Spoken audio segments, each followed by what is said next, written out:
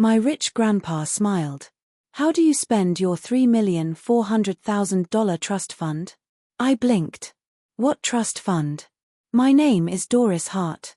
I'm 27 years old. It happened on my 27th birthday. The restaurant glittered with glass chandeliers, perfume, and laughter that didn't belong to me.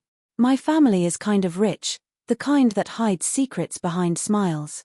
My grandfather lifted his glass and said, Doris, how do you spend your $3.4 million trust fund? The laughter died. Forks froze midair. My mother's face went white.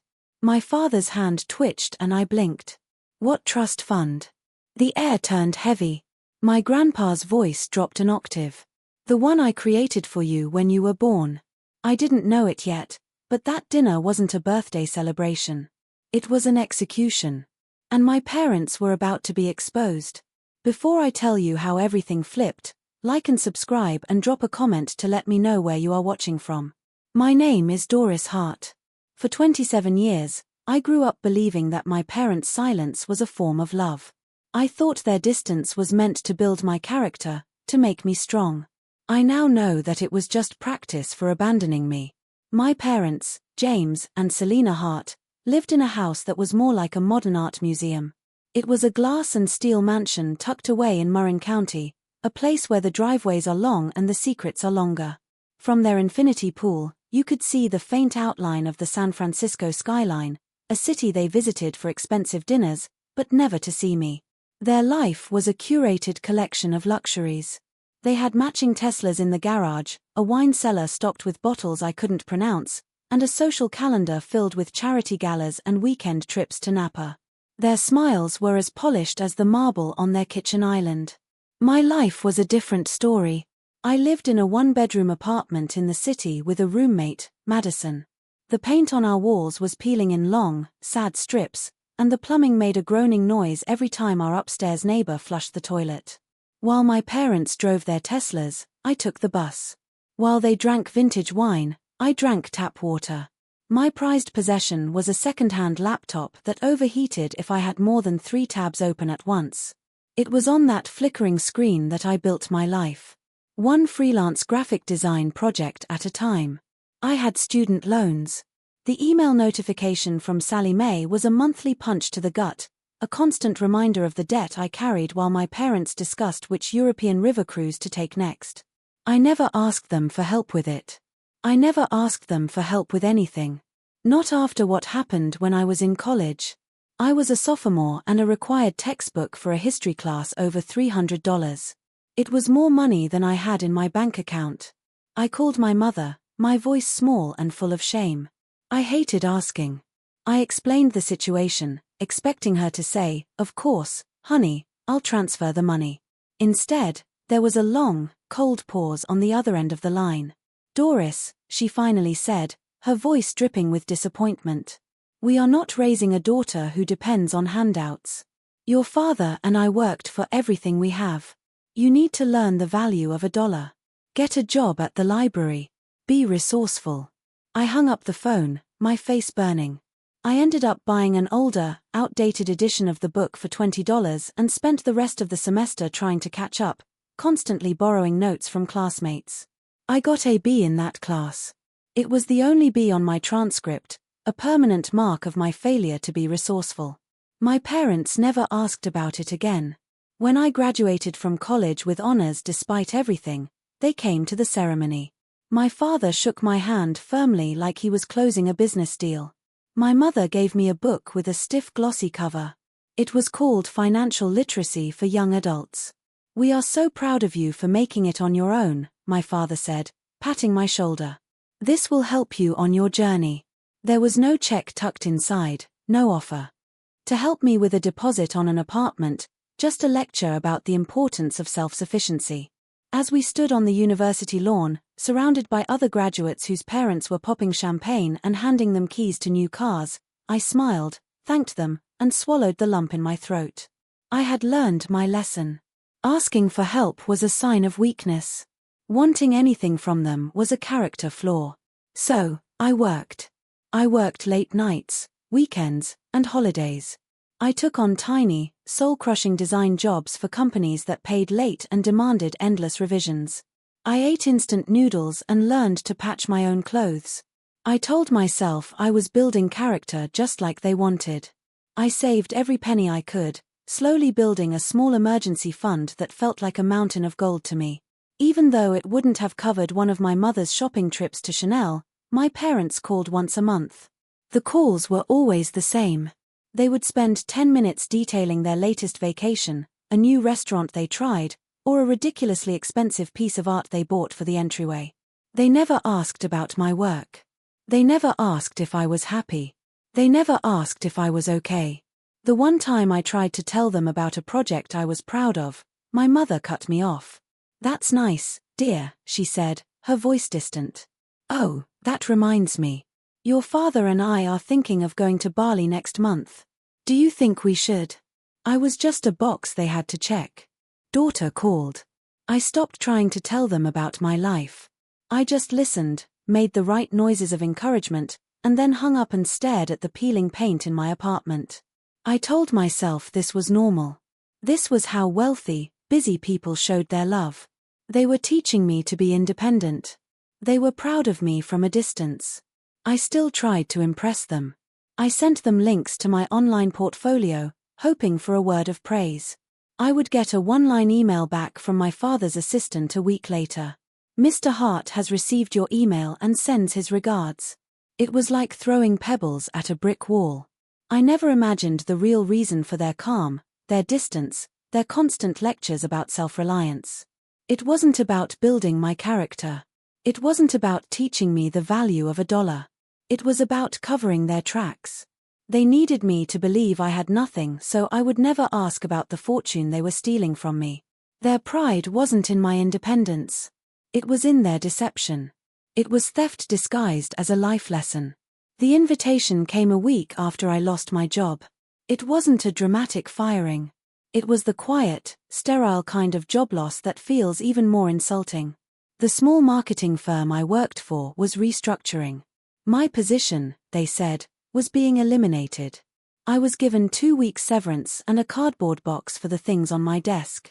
I spent the next few days in a fog, updating my resume and scrolling through job postings that all seemed to want 10 years of experience for an entry-level salary. The dread was a physical weight in my chest. My emergency fund, which I had been so proud of, now looked terrifyingly small. That's when my mother called. Her voice was unusually bright, a sharp contrast to the grey anxiety that had settled over my life. "Doris, darling, your birthday is next week. We're taking you out to celebrate," she announced. It wasn't a question. "Oh, Mom, I don't know.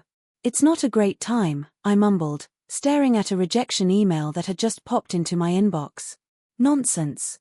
We've already booked a table at Kren Saturday at 8.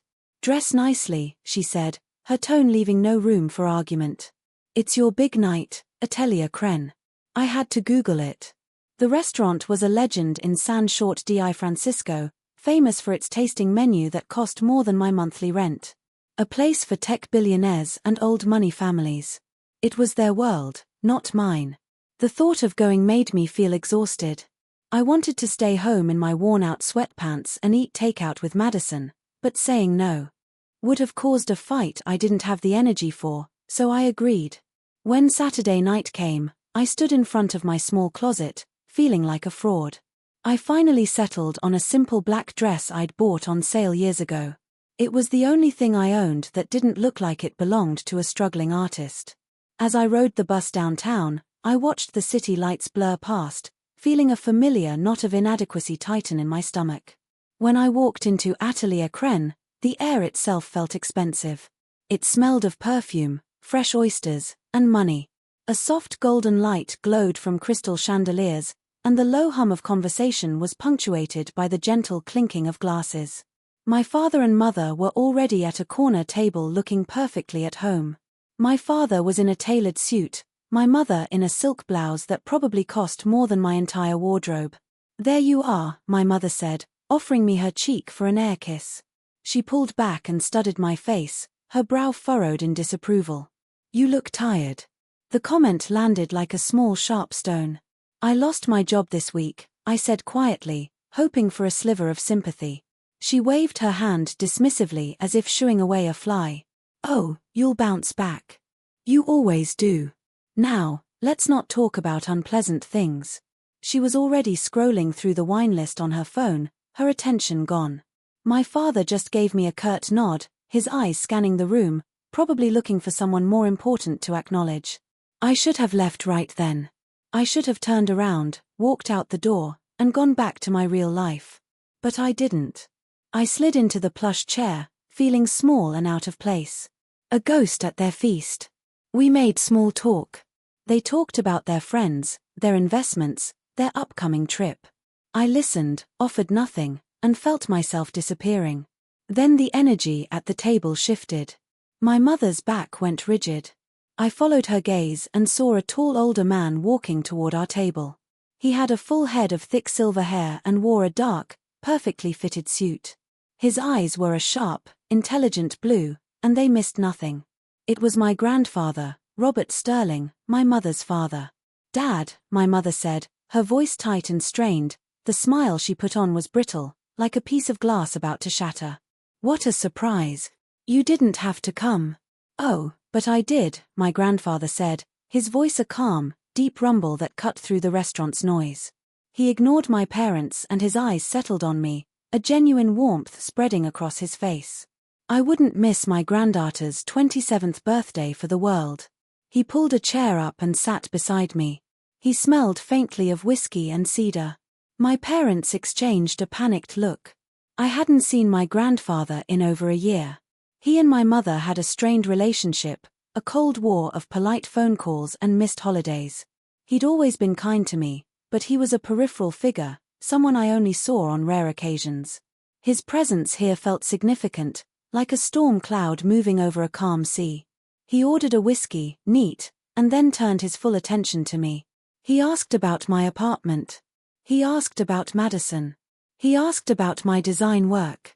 And when I told him I'd been laid off, his expression hardened with real concern. That's a tough break, Doris, but you're talented. You'll land on your feet, he said. And unlike when my mother said it, I actually believed him. For a few minutes, it felt like a real birthday dinner. My grandfather made me feel seen. My parents, however, were silent and tense, watching him like he was a bomb that was about to go off. And then he lit the fuse.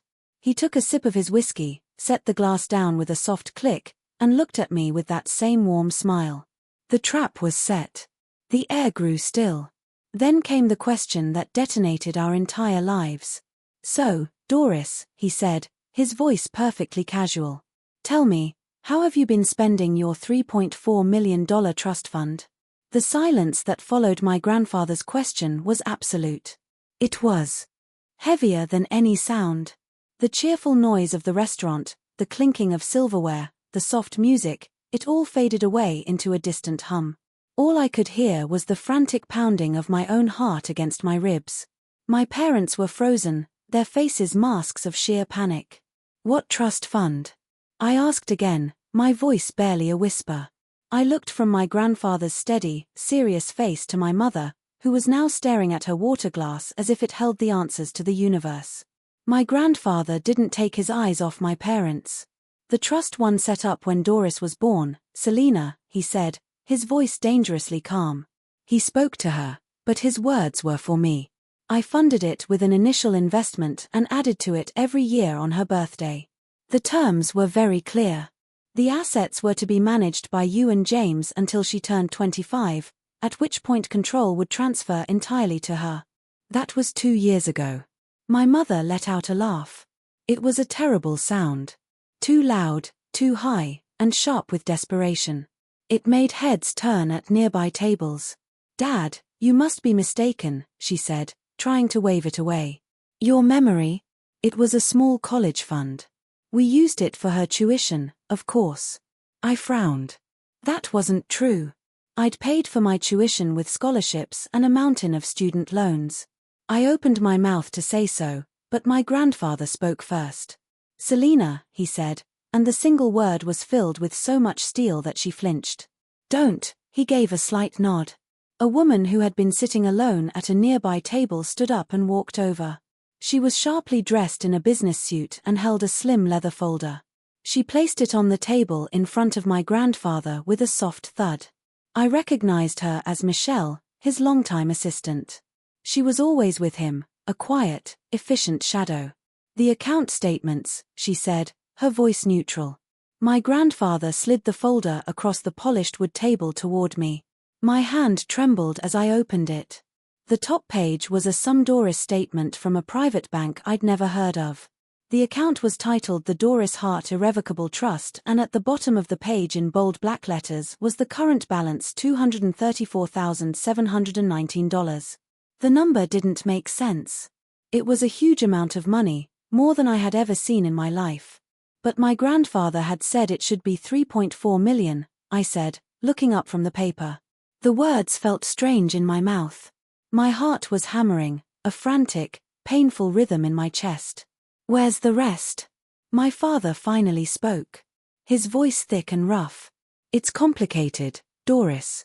The market investments go up and down. It wasn't a sure thing. The portfolio was 90% treasury bonds and blue-chip stocks. James," my grandfather countered, his voice like ice. "It was designed to be stable. It wasn't designed for you to play with." My mother's composure finally cracked. "We used some of it," she whispered, her eyes darting between me and her father. "We had to for family needs. We were always going to pay it back, $3 million worth of needs."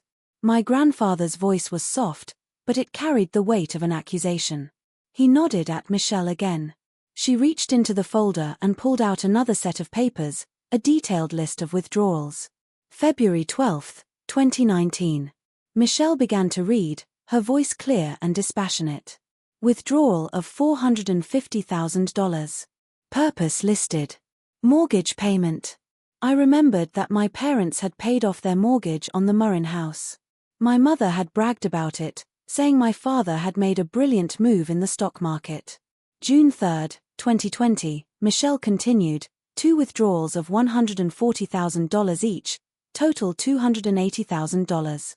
Purpose automotive purchase, the matching Teslas, the his and hers anniversary gifts they'd paraded in front of their friends. They told me it was a reward for a successful year at my father's consulting firm. September 21, 2021. Withdrawal of $320,000 purpose. Home renovation, the new kitchen, the one with the marble island and the imported Italian appliances, the one I had only seen in pictures on my mother's Instagram. My world was tilting on its axis, every luxury they had celebrated, every trip they had taken, every boast they had made. It was all paid for with my money. The money I never knew I had.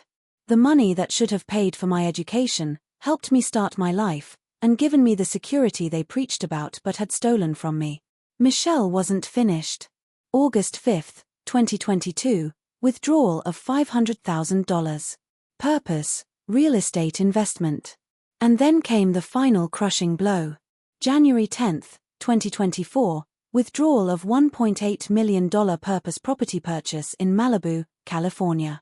The property is registered under the names James and Selena Hart, the Malibu house, their getaway home, the one they said was their nest egg for retirement. I stared at them, the two people who were supposed to protect me. Their faces were pale and drawn. They looked like strangers, like common criminals caught in the act. The pieces of my life clicked into place, forming a picture of betrayal so vast it stole the air from my lungs. The lectures on self-sufficiency, the denial of a $300 textbook, the gift of a financial literacy book at my graduation. It was all a lie. A carefully constructed narrative to keep me poor and quiet while they lived a life of luxury on my future. "You stole my future," I said, the words coming out flat and empty. My mother reached a hand across the table, her fingers trembling. "No, Doris, no," she whispered, tears welling in her eyes. "We were managing it for you, protecting it." My grandfather stood up then, his tall frame casting a long shadow over the table. His face was grim, his voice low and final. "No, Selena," he said, looking down at his daughter with a look of profound disappointment. "You were robbing her." The word robbing hung in the air, thick and suffocating. My mother started to tremble, a visible tremor that ran through her entire body. My father just sat there, his face ashen, muttering something under his breath about market crashes and bad advice. The desperate, flimsy excuses of a man who had been caught. The other diners in the restaurant were now openly staring, their curiosity overriding their politeness.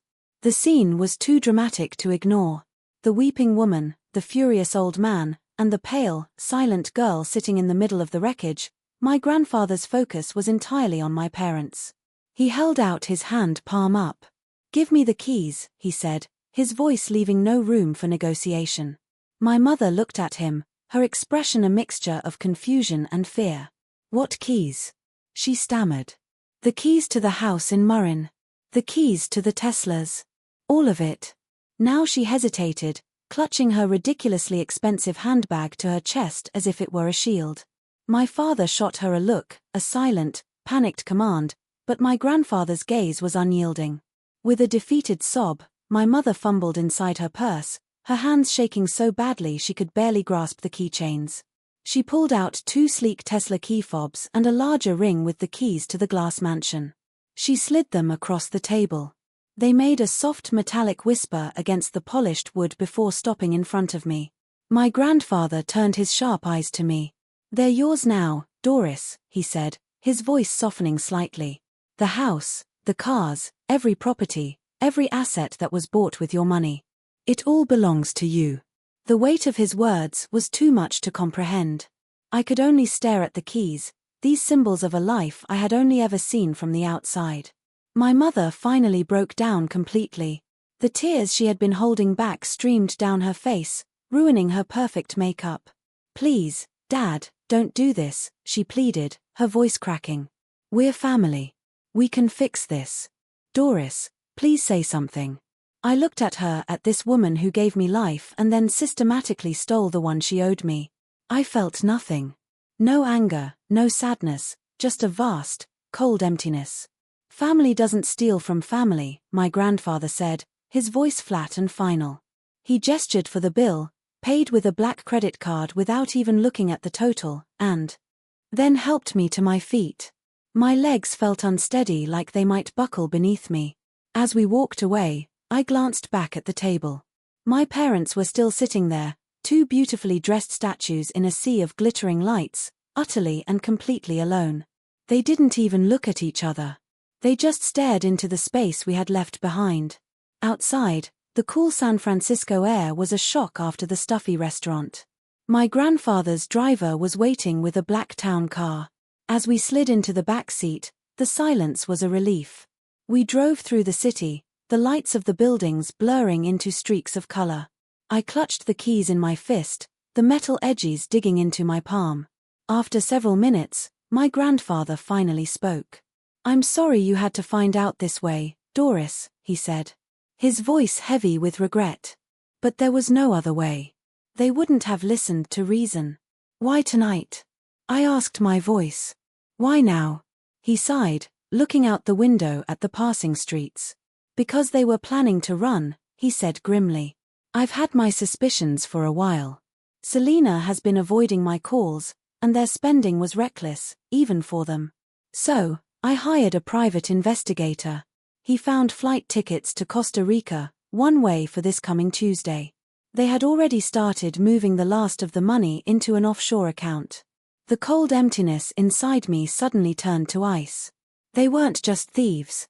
They were preparing to disappear. To leave me with nothing but my student loans and peeling apartment walls and never look back. My voice broke. So this dinner, this wasn't a celebration. It was a trap. He turned to look at me, his blue eyes filled with a sad resolve. "Yes," he said, and they walked right into it. I leaned my head against the cool glass of the window. The betrayal was so complete, so calculated, it was almost impossible to grasp. This wasn't a mistake or a moment of weakness. This was a long, deliberate con perpetrated by my own parents. They had invited me to my own execution, planning to offer me a final expensive meal before they vanished with the last of my life. But my grandfather had turned the tables. The trap had been for them. The driver pulled up outside my worn-down apartment building. It looked shabbier than ever compared to the world I had just left. My grandfather walked me to the door. "Get some rest, Doris," he said gently. "My lawyer will be in touch tomorrow. We have a lot of work to do." I nodded, unable to speak. I watched him get back into the car and disappear into the night. I walked up the 3 flights of stairs to my apartment, unlocked the door, and stepped inside. Madison was on the couch watching a movie. She took one look at my face and turned the TV off. "What happened?" she asked, her voice soft with concern. I opened my hand and let the keys clatter onto our small, wobbly coffee table. "My parents," I said, my voice finally finding its strength, "have been stealing from me my entire life. And I think I just took it all back." That night, sleep was impossible. I sat on my lumpy sofa in the dark. The keys to my parents' life, my life, still clutched in my hand. The metal was warm now, mold to my grip. Outside, the city hummed its usual late-night song of sirens and distant traffic. But inside my apartment, the silence was deafening. My mind, however, was a Category 5 hurricane. It kept replaying the scene at the restaurant. A nightmare on a loop. My mother's brittle smile. My father's twitching hand. My grandfather's voice like stone saying, "You were robbing her." Madison had been amazing. After I'd stumbled through the explanation, she didn't overwhelm me with questions. She just made me a cup of tea, sat with me, and listened. Her anger was a warm protective shield. "They're monsters, Doris," she whispered, her eyes fierce. "What they did. It's evil." Hearing her say it, seeing the pure, uncomplicated rage on her face, helped to validate the chaos swirling inside me. It wasn't a misunderstanding. It wasn't a mistake. It was evil. I tried to untangle the years of lies. Every memory was now tainted. Every past kindness a potential manipulation. The Financial Literacy for Young Adults book wasn't a thoughtful gift. It was a sick joke. The lectures about self-sufficiency weren't meant to build my character. They were designed to keep me from asking questions. They needed me to be poor. They needed me to struggle. My struggle was the price of their comfort. The cost of their Teslas and their Malibu beach house.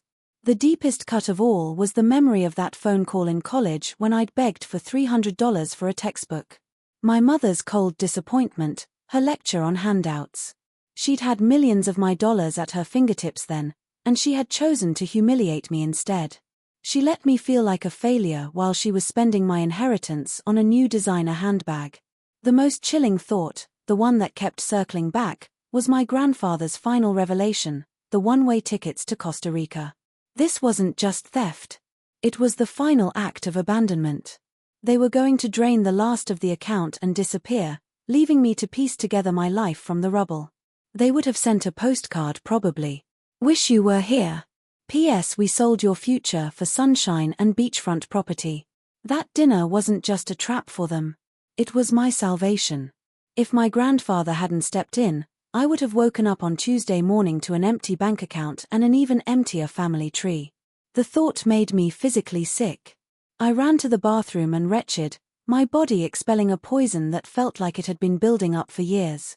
As the first grey light of dawn began to creep through my window, something inside me shifted. The shock and the nausea began to recede, and in their place, a strange calm settled. It was a cold, hard, and clear feeling. The grief was still there, a massive gaping wound in my chest. But the weakness was gone. The part of me that had spent a lifetime trying to earn their approval, the part that flinched at their criticism and craved their attention, had died in that restaurant. I was done crying. I was done feeling small. A quiet storm was gathering inside me, and I knew with absolute certainty that it was about to break over my parents' perfectly curated world. I picked up my phone. My hands were steady now. I scrolled to my grandfather's number and pressed call. He answered on the second ring, his voice alert and clear as if he'd been waiting. "Doris," he said simply. "Good morning," I said, my voice even. "I've had some time to think. I want to fix this legally." There was a pause on the other end, and I could hear the faint sound of a smile in his voice when he replied. "Good," he said. "That's the answer I was hoping for. Leon, my attorney, will handle everything. He's the best. He'll be in touch within the hour. True to his word, less than an hour later, I received a call from a man named Leon Vance. His voice was calm, professional, and radiated a competence that was incredibly reassuring. He didn't offer condolences or get emotional. He just got straight to the point. He explained the legal terms, misappropriation of trust funds, breach of fiduciary duty in a way that was simple and direct. He told me the first step was to file for an immediate injunction to freeze every known asset my parents held. Your grandfather's investigator compiled a thorough list, Leon explained. Bank accounts, property deeds, vehicle registrations. We're going to lock it all down. They won't be able to move a single dollar. He emailed me the documents. I sat at my small, wobbly kitchen table, reading through pages of dense legal language that I barely understood, but I understood the purpose. At the bottom of each page was a line for my signature. For years, my name had been a liability to me. Now, it was a weapon. I printed the papers at the local copy shop, signed each one with a firm, clear hand, scanned them, and sent them back to Leon. It felt like signing my own Declaration of Independence. The next 72 hours were a blur of legal activity. Leon was a force of nature. Subpoenas were issued to my parents and their financial institutions. Audits were ordered. The quiet storm inside me had manifested into a legal tempest, and I was at its calm, clear center. I didn't have to scream or yell or confront my parents. I just had to sign my name and let the truth do the work. By the weekend, the first results came in. Leon called me on Saturday afternoon. The injunction was granted, he said. The Malibu house is frozen. The Marin County property is frozen. Both Teslas have been legally repossessed and are being held in a secure facility. Their personal bank accounts are locked pending the audit. They can't touch a thing. I closed my eyes, letting the words wash over me. Frozen. Locked, repossessed. These weren't words of revenge. They were words of justice. It wasn't about making them suffer. It was about stopping the bleeding. It was about taking back the control they had stolen from me. That night, Madison brought home a cheap bottle of champagne. We drank it out of mismatched coffee mugs sitting on the floor of my apartment. To the quiet storm, she said, raising her mug. I smiled. A real smile this time. They stole years from me, Maddie, I said, the champagne bubbles fizzing on my tongue. And I'm done letting them. This isn't about the money anymore. It's about the truth. I didn't know what was coming next. I knew there would be a fight. I knew my parents wouldn't go down quietly. But for the first time in my life, I wasn't afraid of them. The daughter, who asked for too little, was finally ready to demand what was rightfully hers. 3 days later, the summons came. It wasn't a court date, but a meeting. A mediation session, Leon called it. Arranged by my parents' newly hired lawyer. It was to take place in a neutral location, the boardroom of my grandfather's corporate headquarters downtown. The irony was not lost on me. For my entire life, I had been kept out of that world of glass towers and silent, powerful men. Now, I was walking into its heart, not as a visitor, but as a key player. The morning of the meeting, I felt a tremor of the old anxiety. What should I wear? It seemed like a foolish question, but I knew it mattered. It wasn't about fashion. It was about armor.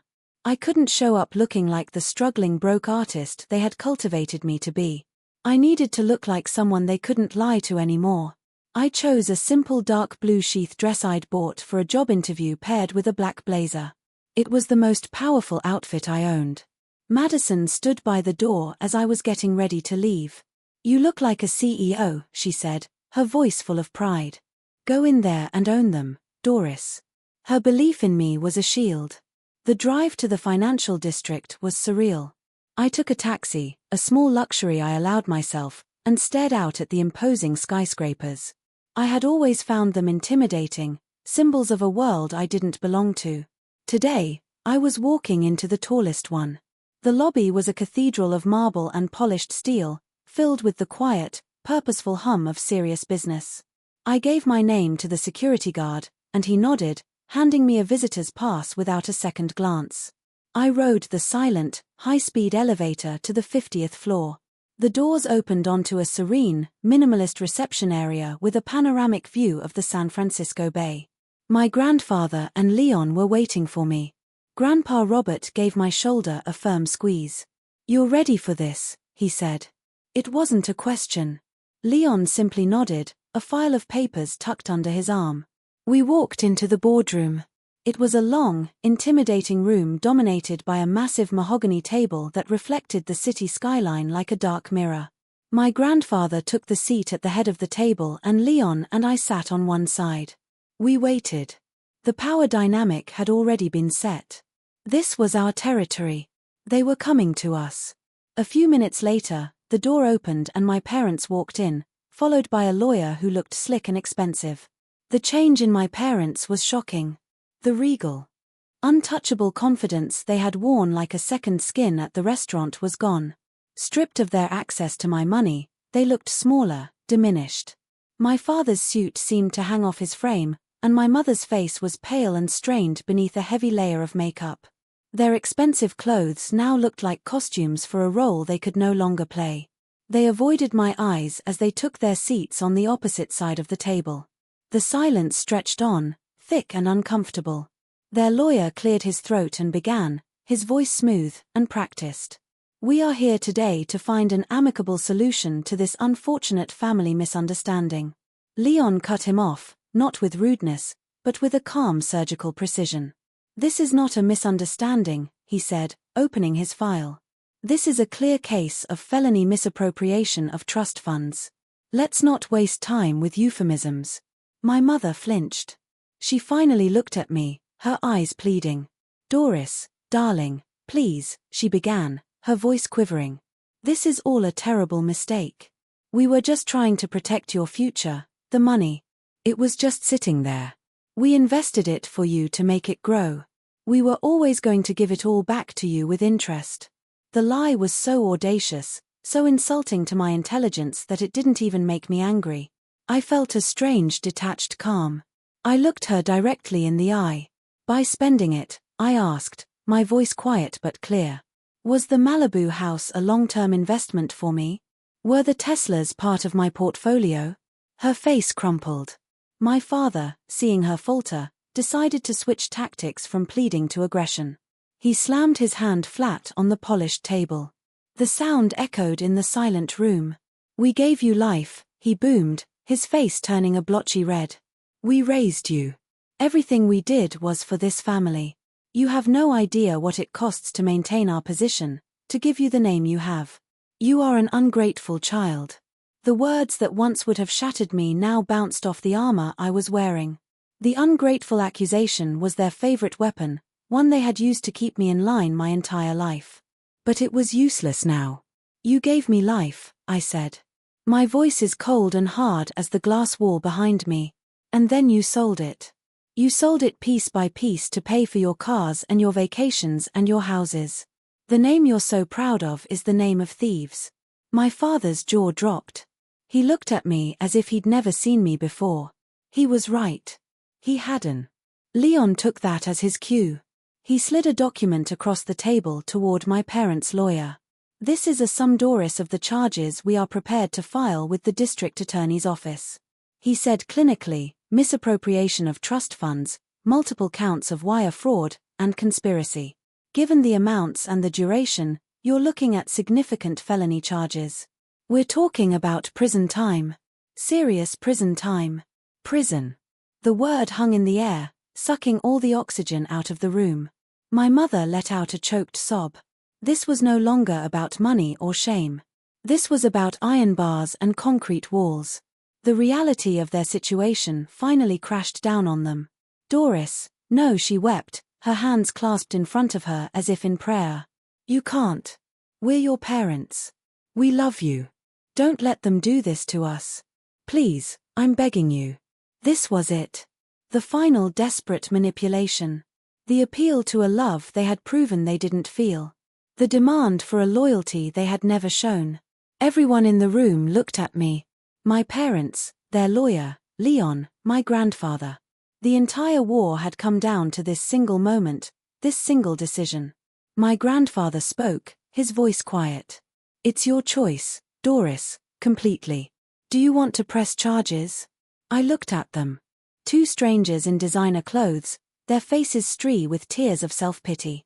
I saw the ghost of the little girl who craved their approval. I saw the college student shamed for needing a textbook. I saw the young woman struggling to pay her rent while they drank champagne on a yacht bought with her money. I saw the one-way tickets to Costa Rica. They weren't begging for my forgiveness. They were begging to escape the consequences of their own actions. And I knew with a certainty that resonated in my very bones that I was done protecting them from themselves. I took a deep breath and looked directly at my grandfather. Yes, I said. The word was quiet, but it landed with the force of a bomb. My mother let out a wounded cry. My father stared at me, his face a mask of disbelief and hatred, but I didn't look away.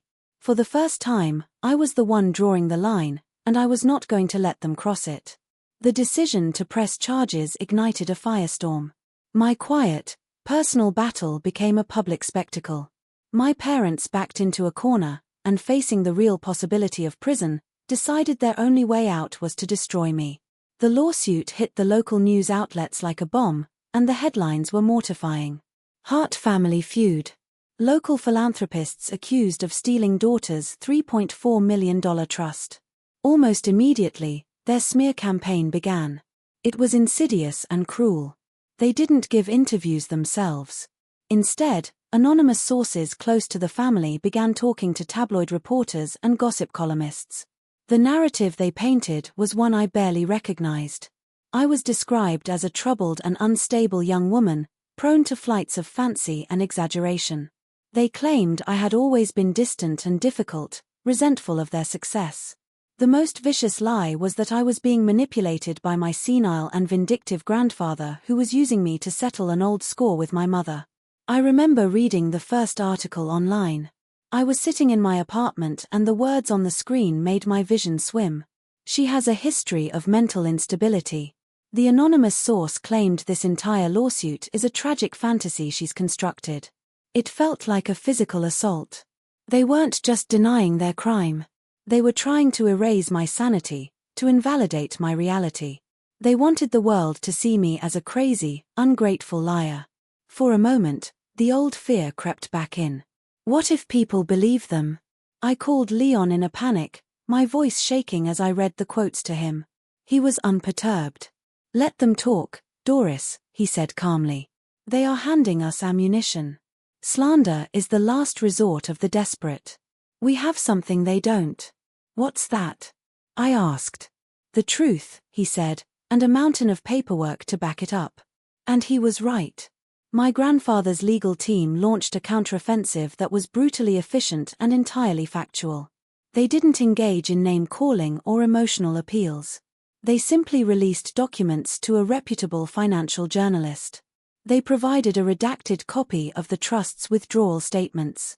Suddenly, the narrative wasn't about a troubled daughter anymore.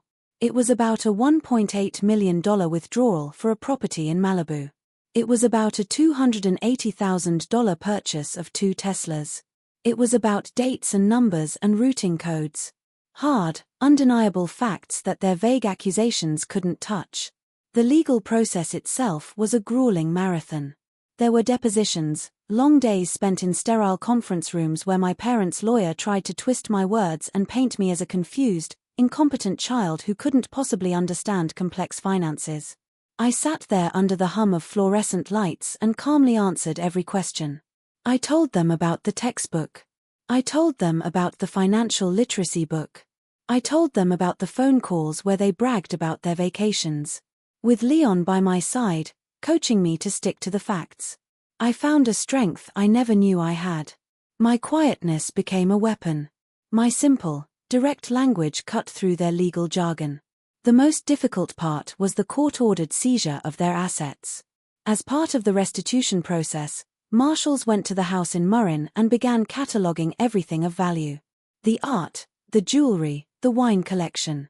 Each item was a piece of my stolen future being reclaimed. I didn't want any of it, but it had to be done to repay the trust. I received a call one day from the auction house asking if I wanted to keep any personal items, photographs, family heirlooms. I thought about it for a long time, about the pictures of me as a smiling child, unaware of the betrayal already in motion. I told them to sell it all. Those memories weren't real. They were props in a longing play. The day the judge handed down his final ruling was grey and overcast, the sky matching the mood in the courtroom. It wasn't a dramatic trial with a jury. It was a civil case, and the evidence was so overwhelming that it was decided by a judge in a final hearing. My parents sat at the defendant's table looking like ghosts. Their slick lawyer was gone, replaced by a court-appointed attorney. They had run out of money. The judge read his decision in a dry monotone, but his words were a symphony of vindication. He found them liable for the full amount of the missing funds plus interest and legal fees. He ordered the immediate sale of the Malibu and Murrin properties, with all proceeds to be returned to the trust. He finalized the restitution order, a legally binding document that would require them to pay a percentage of any future income they ever earned until the debt was settled. In the end, because they had been left with nothing and I chose not to pursue the criminal charges to their full extent, they avoided prison. But they were left with a life sentence of debt and public disgrace. They were ruined. They didn't look at me as they were escorted out of the courtroom. I didn't feel a surge of triumph or joy. I just felt a profound sense of exhaustion and a quiet, somber sense of balance.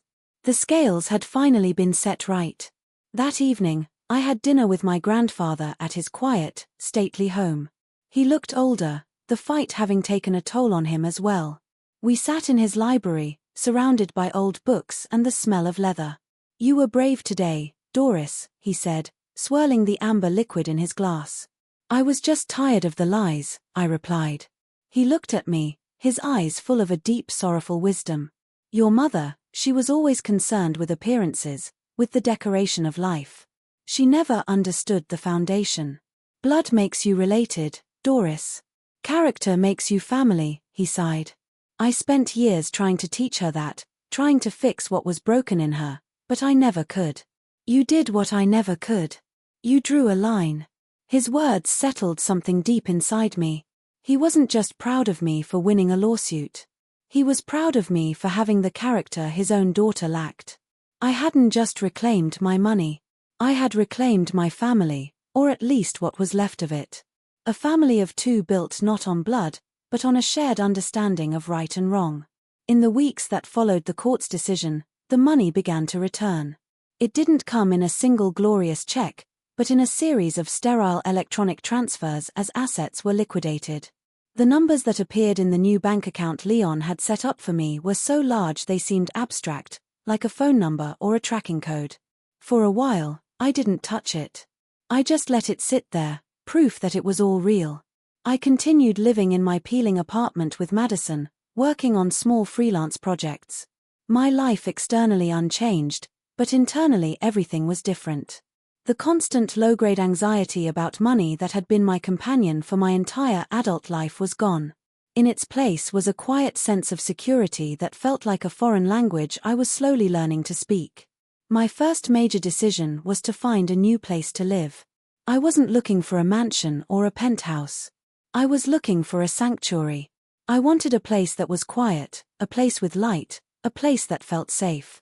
I hired a real estate agent, a kind woman who was initially confused when this young woman in jeans and a t-shirt gave her a budget that could afford some of the nicest properties in the city. We looked at a dozen places. They were all beautiful, but none of them felt right. Then she took me to a building in Pacific Heights, an elegant older building overlooking the bay. The apartment was on the 7th floor. The moment I walked in, I knew the afternoon sun was streaming through enormous windows, illuminating the dust motes dancing in the air. The walls were a soft white, the floors a warm, gleaming hardwood. And the view stole my breath. It was a perfect panorama of the bay with the Golden Gate Bridge standing proud in red in the distance, and Alcatraz, a small dark shape on the water. It was a view of possibilities. "I'll take it," I said, my voice barely a whisper. The day I got the keys was both terrifying and exhilarating. I walked into the vast empty space, my footsteps echoing on the wood floors. My entire life's possessions would barely fill a single corner of the living room.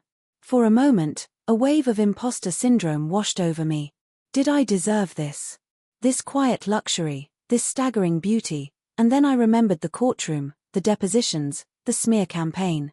I hadn't won the lottery. I had fought a war. This apartment wasn't a prize. It was my reparations. This was the peace I had earned. I spent the first few days just being in the space.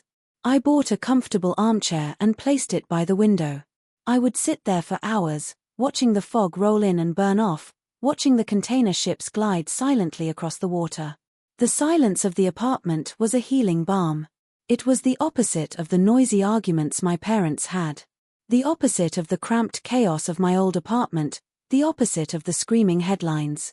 It was the sound of my new life. When I finally unpacked, the contrast was almost comical.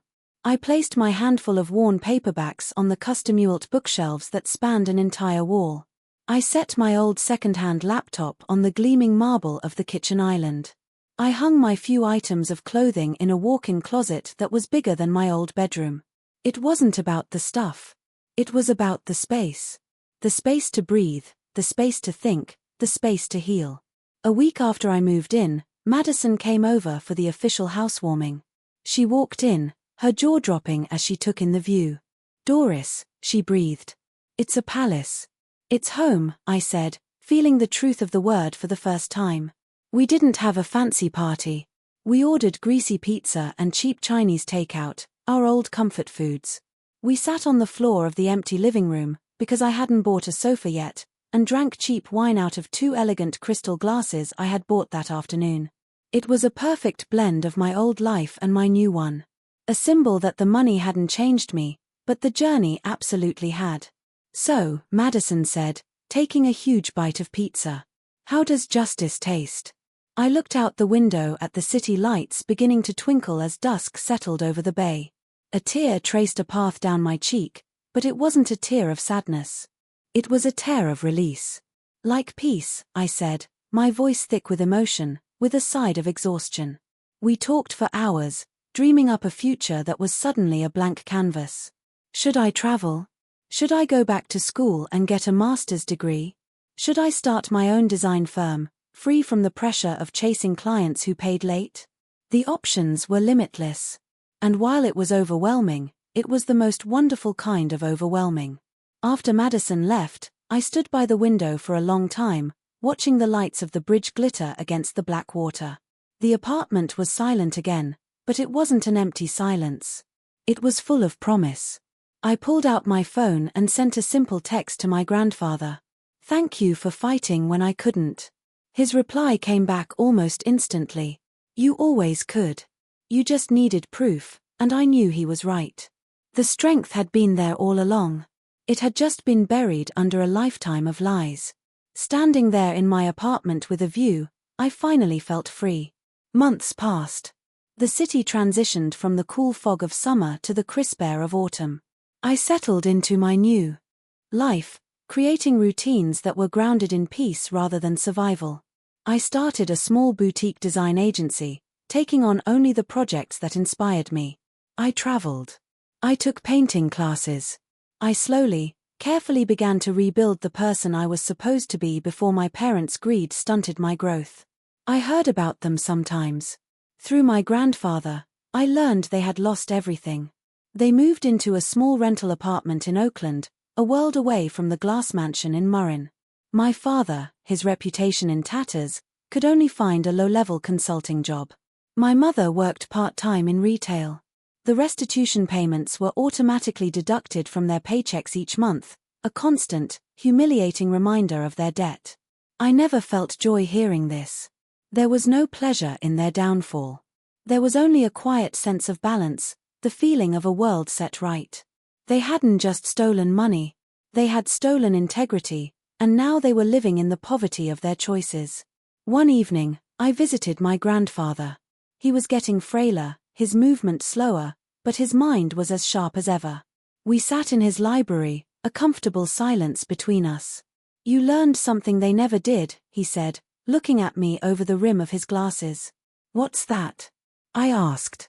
That love without integrity is just decoration, he said. It's a pretty facade on an empty house. You chose the foundation. I'm proud of you for that. That night on my way home, my route took me past Elia Kren. The restaurant was lit up just as it had been on my birthday. Through the large windows, I could see people in expensive clothes laughing and raising their glasses and toasts under the glittering chandeliers. They were strangers living out a scene that had once been the site of my life's demolition. I felt a ghost of the panic from that night, a faint echo of the heartbreak. But it was distant, like a storm seen from miles away. I didn't slow down. I didn't stop. I just kept driving. I had no desire to burn the place down. No need to relive the trauma. The story was over. Some stories don't need a fiery screaming revenge. They just need closure. And mine ended with the quiet hum of my car's engine as I drove toward my peaceful home, leaving the past behind me in the rear-view mirror. My parents stole my future and called it love. But I took it back quietly, legally, and completely. If you've ever been betrayed by family, know that your truth is the most powerful thing you own. Hit like, share your story in the comments, and subscribe because some truths are worth telling.